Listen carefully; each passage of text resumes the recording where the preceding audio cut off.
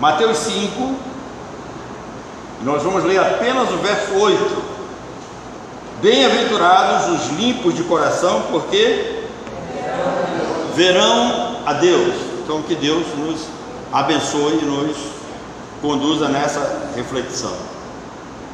Irmão, Jesus está no Sermão do Monte. O Sermão do Monte,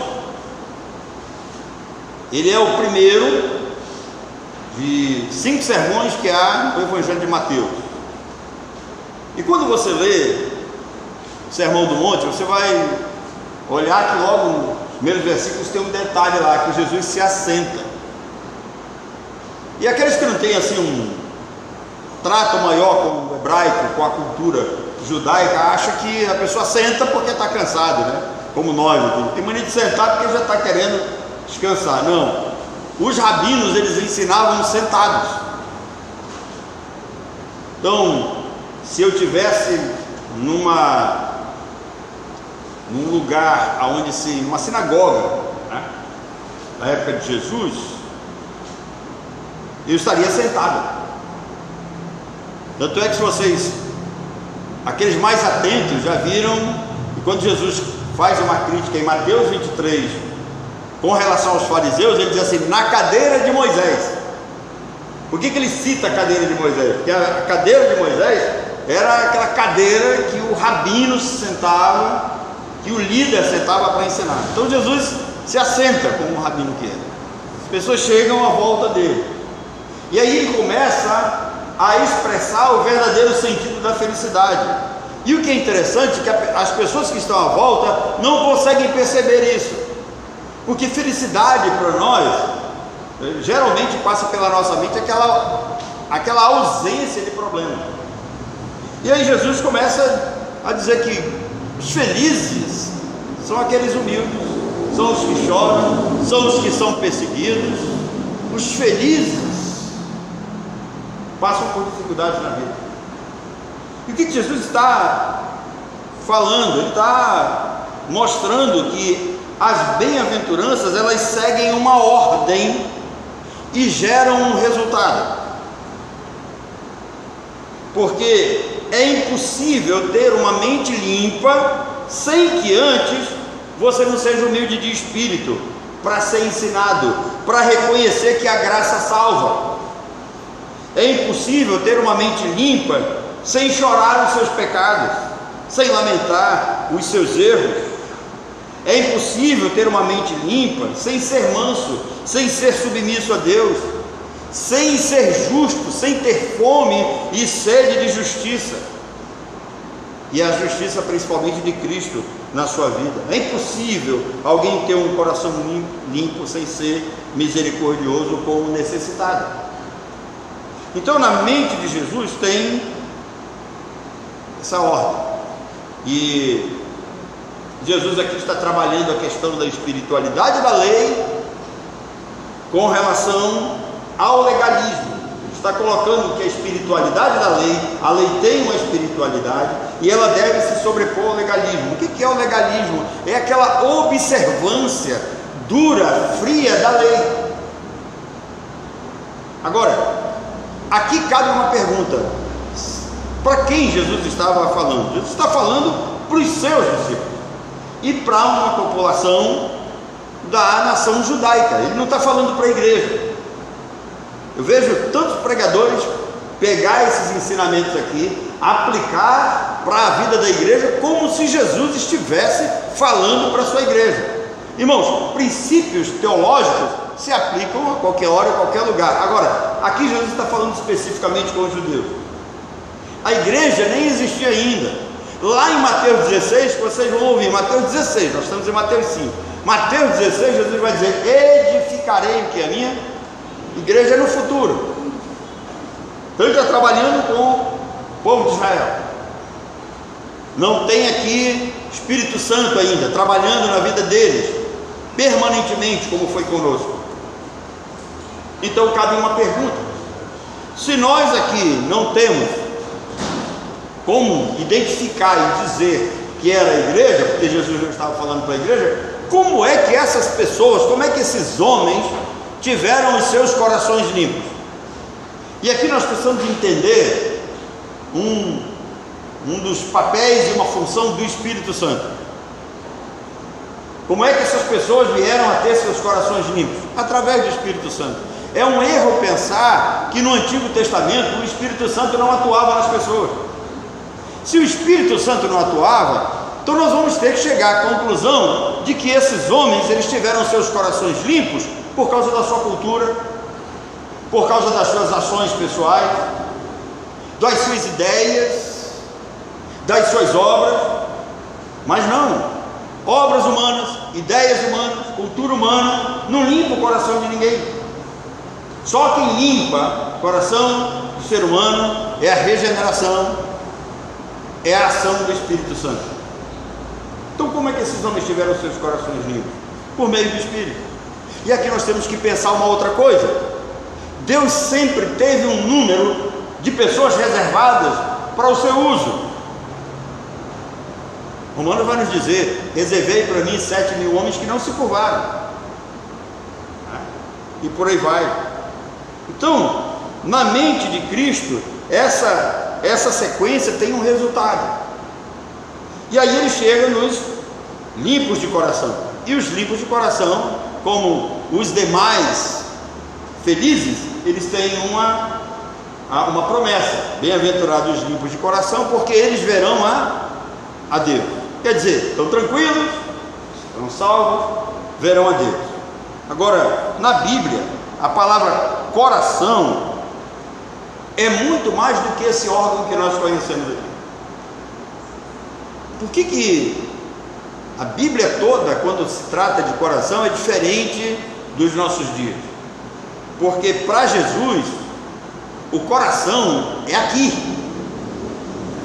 Para o judeu, é aqui, não é aqui. Isso aqui não tem vida. Isso aqui é uma bomba para fazer o sangue circular. Para Jesus, o coração é a fonte de todos os males. Para Salomão, o coração é a fonte da vida. Com o passar do tempo, é que os homens acabaram dizendo: não, o coração é aqui, isso aqui não pensa, não tem nada, é só aqui. Mas aqui está interligado com aqui. Então, Jesus diz em Mateus 5,19 para tomarmos cuidado com o nosso coração, porque dele, do coração, procedem maus desígnios, procedem homicídios, adultérios, prostituição, furto, falso testemunho, blasfêmia. Então é lógico que Jesus está falando da nossa mente, não está falando desse órgão aqui. O mal, ele não está nos lugares nem nas coisas. O mal está aqui. E às vezes nós temos o hábito de pensar que o mal só acontece em determinados lugares. Nós temos o medo de pensar que o mal acontece em determinadas situações. Irmãos, Adão caiu no Éden. Adão caiu no Éden sem absolutamente nada de erro até ali. Tá? Então, é um erro pensar que o mal acontece só em determinados lugares. Os limpos de coração, eles são apresentados aqui por Jesus como aquelas pessoas que foram livres da tirania do ego, ou seja, da tirania do egoísmo. O limpo de coração, ele não pensa só em si, ele não pensa em primeiro lugar em si. Interessante que o apóstolo Paulo, quando ele vai nos ensinar isso, escrevendo aos Romanos, ele diz que nós somos membros uns dos outros e devemos pensar em estar a serviço uns dos outros. Então, os limpos de coração, eles foram libertos do seu egoísmo e eles deixaram o pecado como princípio regulador da vida. O pecado já não reina sobre eles. E aqui está mais uma prova da ação do Espírito Santo. Sem o Espírito Santo, nós seríamos presas fáceis na mão do pecado. Então, esses homens que tiveram seus corações limpos, eles foram consagrados a Deus. E aí, nós vamos ver um homem que entendeu bem isso de perto, que é o apóstolo Paulo. Mais tarde, ele vai dizer assim para nós: não vivo eu, mas Cristo vive em mim. Então os limpos de coração, eles têm como prioridade servir e agradar a Deus, porque foram consagrados. Agora, ser limpo de coração não significa ser totalmente puro. Nós temos um hábito de radicalidade, porque geralmente nós pensamos assim: ou o cara é muito limpo ou ele é muito sujo demais. Na realidade, aqui ele não está dizendo que não significa que a pessoa não tenha pecado, não significa que a pessoa não tenha erro, mas significa que a motivação dele para o mal foi modificada pela ação do Espírito Santo. Ele, a princípio, ele não tem maldade logo de imediato no seu coração. Hoje está cada dia mais difícil nós confiarmos nas pessoas. Recentemente eu, conversando com uns colegas, geralmente eu vejo essas narrativas aí. E tem o seu Pedro, que é um amigo lá em frente da minha casa, nós conversamos praticamente todos os dias. Às vezes eu estou estudando, ele está me ligando, eu tenho que ir lá fora atender ele. E aí ele diz: olha, nós estávamos comentando sobre ajudar as pessoas que ficam no sinal. Às vezes você dá uma moedinha, dá alguma coisa. Ele diz: eu não dou. E aí surgem as narrativas. Tem lugares aqui na nossa cidade que as pessoas chegam de Uber, bem vestidos, se escondem em determinado local, trocam de roupa, viram mendigos, passam a noite recolhendo donativos, né? E esmolas e ofertas de pessoas boas, nos sinais, e depois eles trocam de roupa, pegam o Uber e voltam para casa. Vou contar uma talvez que vocês não imaginem. Quando eu frequentava a vida cultural de Manaus como escritor, tem um famoso aqui, um bar em Manaus chamado Bar do Armando. Eu não conheço ninguém que conheça esse bar aqui, eu não vou nem dizer quem que conhece esse bar. Bar do Armando, tá? Não precisa apontar, Mônica. No Bar do Armando, né? Recentemente tinha um sujeito lá, e ele ficava na esquina da Getúlio Vargas com Leonardo Malcher, de muleta. O cara, ele é deficiente físico, tem problema nas duas pernas. Ele passava o dia todinho ali de muleta, coletando esmola. Se você for 8 horas da noite, ele está lá sentado numa mesa no Bar do Armando, com a negada lá tomando cervejinha, com a oferta e com a que deram com ele. Então está cada vez mais difícil você confiar nas pessoas. Tem gente, recentemente tinha um grupo que passava lá na nossa rua, lá em casa, os caras pedindo alimento. Olha, nós estamos recolhendo alimento donativo para fazer Natal não sei de quem, para assistir não sei quem, e aí as pessoas dão. E quando foi depois, alguém descobriu que eles chegavam na esquina, selecionavam aqueles alimentos que estavam em melhor qualidade e iam vender no comércio. Então, os limpos de coração, eles não pensam em primeiro lugar em si. Mas hoje está cada vez mais difícil nós praticarmos esse tipo de ação. Então nós temos que seguir o conselho de Paulo. O que Paulo dá? Escrevendo aos Gálatas no capítulo 6. Se vocês tiverem de fazer donativo, fazer esse tipo de coisa, façam em primeiro lugar para os da família da fé, para os de dentro da igreja, aqueles que vocês conhecem, que têm necessidade realmente. E aí você mostra toda a bondade do seu coração. Então o limpo de coração tem essa atitude. A palavra no grego para limpo, né, é kataros, ou seja, para coração limpo, é kataros. Refere-se a algo sem mistura, refere-se a algo sem perversão ou sem adulteração. Tem o sentido de limpeza, referindo-se o que? Aquela roupa suja. Em casa sempre tem essa preocupação, cuidado, chegou com a roupa suja, não bota perto de roupa limpa, tem esses negócios. Não sei se por contato o sujo de uma passar para outra, eu nunca vi isso. Mas mulheres têm essas manias. Então, kataros tem o sentido de limpeza, referindo-se a uma roupa. O pecado nos sujou, mas o sangue de Cristo nos lavou e nos separou para o seu uso. Também, kataros tem o sentido de limpeza como quem limpa o trigo após ter tirado a palha, separando as impurezas. Em terceiro lugar, pode ser usado como sentido de separação, referindo-se a um exército. O que significa isso? o exército que expulsou aqueles soldados corruptos, que retirou os fracos, eliminou os covardes e formou um pelotão novo, com gente capaz, dedicada. Então, um pelotão de primeira categoria. É isso que Cristo faz. Cristo separa os seus, elege os seus, os limpa e os consagra para servirem a Deus. Catarós também refere-se ao leite ou ao vinho sem contaminação, pronto para uso. Então, o limpo de coração é alguém que está pronto para uso. Ele pode ser usado por Deus, em qualquer época, em qualquer situação. Então, os limpos de coração, eles foram lavados, eles foram separados, eles foram consagrados para serem usados por Deus. Uma hora ou outra você vai ser usado por Deus. Pode se preparar, esteja pronto, que uma hora ou outra vai aparecer oportunidade para que você seja útil na vida. No corpo físico, então, o coração ele é o centro da vida. Ao pulsar, ele espalha vida para o resto do corpo. Quem precisa de uma cirurgia, a primeira coisa que precisa fazer, a primeira coisa que o médico faz é um teste no coração, para saber se essa pessoa ela tem condições de suportar essa cirurgia.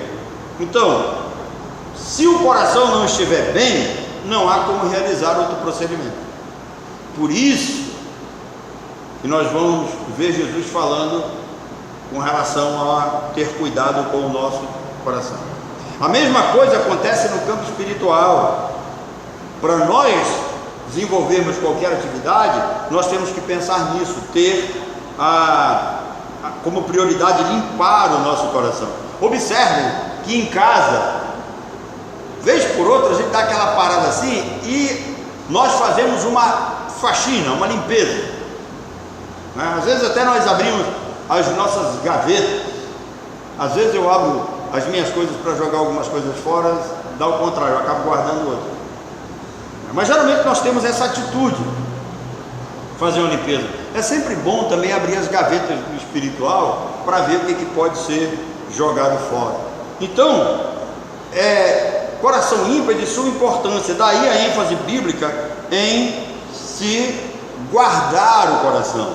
Essa bem-aventurança deve nos lembrar do que diz Provérbios capítulo 4, verso 23. Sobre tudo que se deve guardar, guarda pois o teu coração, porque dele procedem as fontes da vida. É preciso ter cuidado com o que vemos, com o que ouvimos, com aquilo que guardamos no nosso coração, porque um dia Jesus disse que a boca fala daquilo que o coração está cheio. Você quiser saber o que essa pessoa tem realmente dentro da sua alma, observe o que ela conversa, observe quais são as prioridades, o que realmente ela tem dentro do coração. Ou seja, o que sai da boca vem do coração e acaba contaminando o quê? O homem, porque do coração procedem as fontes da vida. Então, no primeiro século, o coração era muito mais do que um órgão. A palavra grega cardia, para coração em português, indicava o centro da personalidade. Então, no primeiro século, quando você pegava a palavra cardia, no grego, da qual vem a palavra português no coração, indicava o centro da personalidade humana. Por isso, ele merece todo o nosso cuidado em protegê-lo de tudo que é mal e de tudo que pode contaminar. O homem tem lutado ao longo dos séculos para manter limpo a sua mente e o seu coração. Alguns pensaram até em isolar-se do mundo. Foi por isso que criaram os mosteiros em determinados lugares.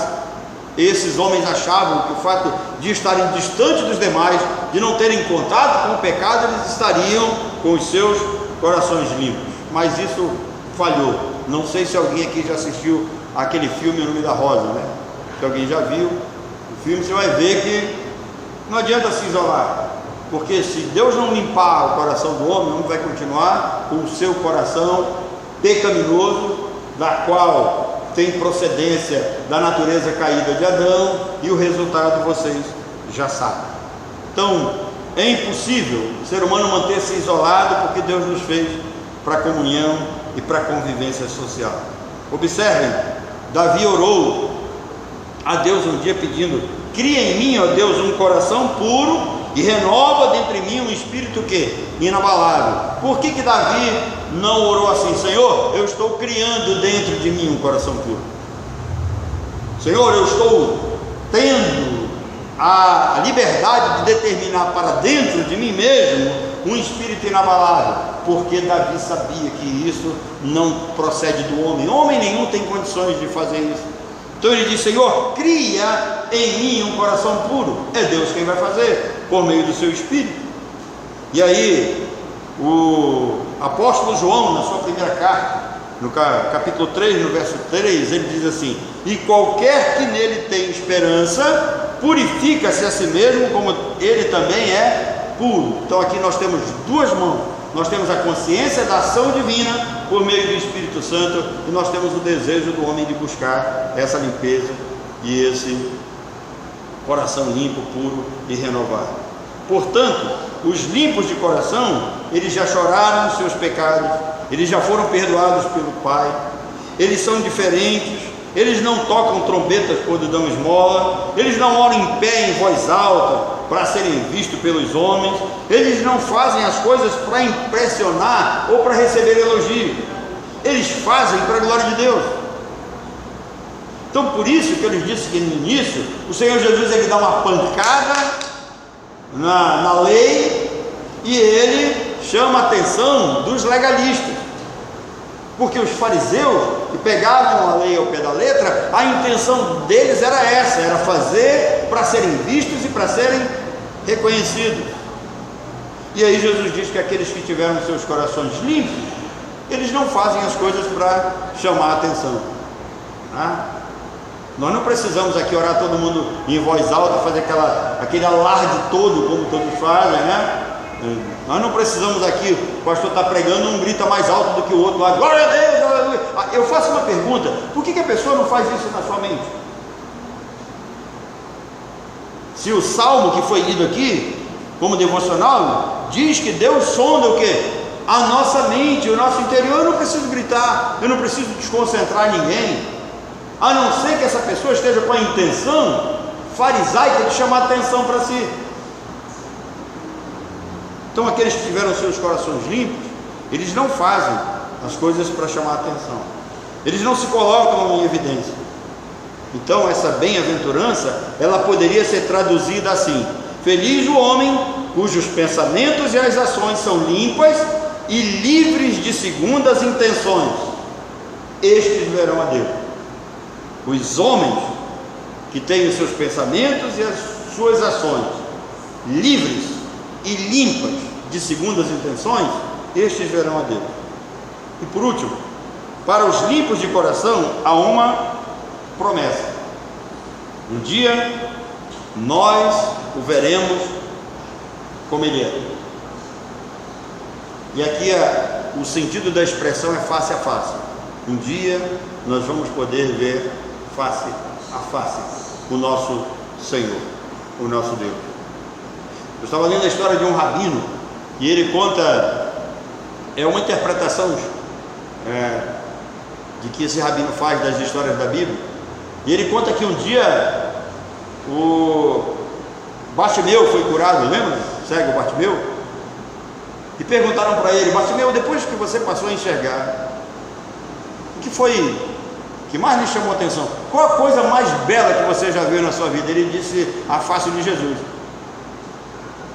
Alguém retruca e diz assim: Bartimeu, Jesus não tinha formosura, como diz Isaías. Diz que Bartimeu respondeu: você não viu os olhos dele da forma que eu vi. Você não viu os olhos dele da forma que eu vi. Então, o que foi que Bartimeu havia visto? Ele havia visto Jesus olho no olho. Nós teremos essa oportunidade um dia. Paulo diz que por enquanto nós ainda olhamos a Deus e a Jesus por meio da sua palavra, por meio da fé que recebemos, como alguém que poliu um tipo de material muito parecido com o bronze, que é diferente do espelho que nós temos hoje, que não dá para ver com nitidez, ver aquela coisa meio embaçada, meio manchado. Mas Paulo diz que um dia nós vamos vê-lo limpo, livre, em alta definição. Um dia o veremos face a face. Paulo diz: amados, agora somos filhos de Deus, e ainda não é manifestado o que havemos de ser. Sabe o que Paulo está dizendo?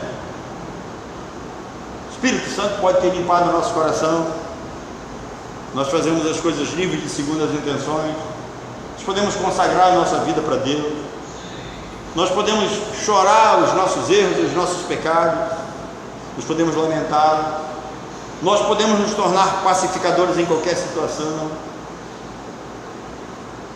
mas ele está dizendo que nós ainda vamos ser melhores do que nós somos, ou melhor, nós vamos ser muito melhores do que somos. Ele está dizendo: ainda não é manifesto aquilo que havemos de ser. Ou seja, há muito longe ainda. Quando o Senhor voltar, nós teremos as nossas vidas completamente transformadas, limpas e livres.